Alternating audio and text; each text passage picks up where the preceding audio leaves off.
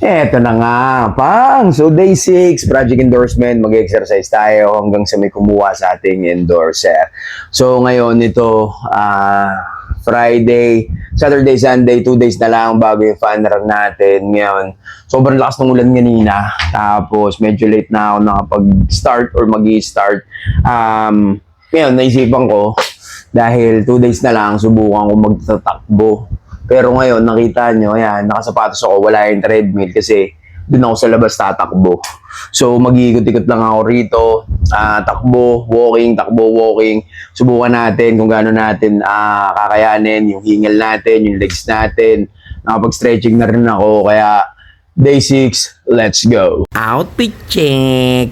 Ito mo, may bago akong belt bag na binili, lagayan ng cellphone para syempre tatakbo tayo sa labas. Yan, terno yung sapatos ko. May medyas ako, ganyan din ang kulay. Terno pa ako dun sa mga galon sa likod, you know. Wala ito yung trip kong kulay. Gusto ko maging matingkad, baka mabangga ako, no. Medyo quick shorts lang to. Yan. Quick shorts. So sa labas tayo tatakbo ngayon. Subukan natin. Ito, ready na rin yung watch ko. Day 6, let's go. Nakakatamad kapag mag-isa. Wala si mamay, wala tayong ka-HHWW. Tsaka maganda siguro dapat meron din ng headset o kaya earphones, di ba? Para pag solo trip meron akong sound trip. Sa bahay kasi pag naka-treadmill nakakanood ako ng anime. So tulong din, pampalakas din yon.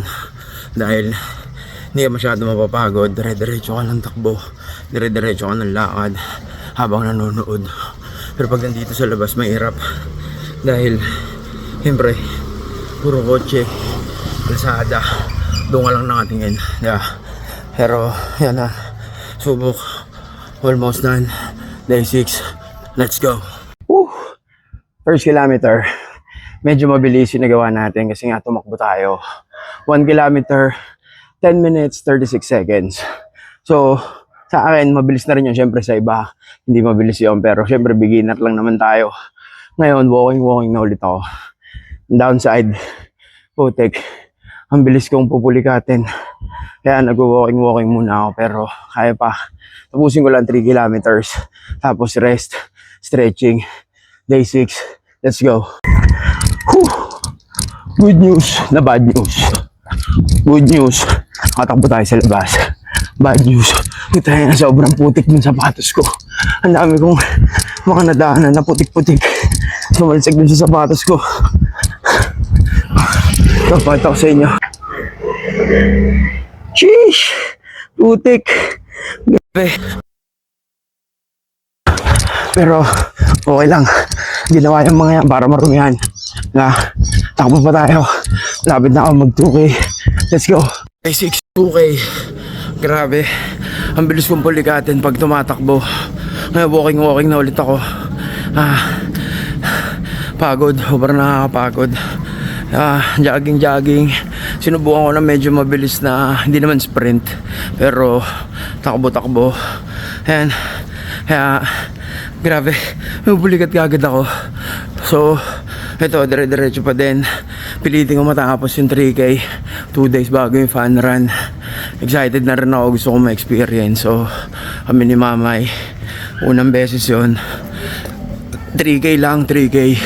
Pero syempre beginner nga, experience, pwede na yun, diba? Hindi naman lahat nakatakbo, hindi lahat naglalakad. So day 6, let's go. Hindi pa tayo tapos ng 3K, 2.6 kilometers pa lang. Kaya pa ng legs, kaya pa ng lungs, kaya pa ng puso, kaya pa ng dibdib. Kaso hindi na kaya ng tiyan. Putek, emergency exit muna tayo. Kailangan na nating umuwi. Diyos ko po, ang sakit ngayong kapakumulo. Yun, harating na tayo sa finish line. Dito na tayo sa bahay. Grabe. Sobrang sakit ng tiyan ko. Ngayon pa kumulo ang lintik. Malapit na tayo matapos sana sa 3K. Tanggalan tayong sapatos. Pero good run pa din. Medyo madulas sa labas dahil nga sobrang lakas ng ulan kanina. Tapos maputik. Yung sapatos ko sobrang putik. Ayan o. Tignan nyo. Putik na yan. Umilangaw pa. So, CCR muna tayo. Ito siguro yung withdrawal natin. Kasi tumatakbo tayo. Kaya-kaya pa talaga sana ng konti. Mapupush pa. Kaso, sobrang sakit talaga ng tiyan ko. Kaya, CR muna ako. Siyempre, hindi ko naman ako pwedeng isama doon. Mamaya na lang paglabas ko. Day 6, let's go.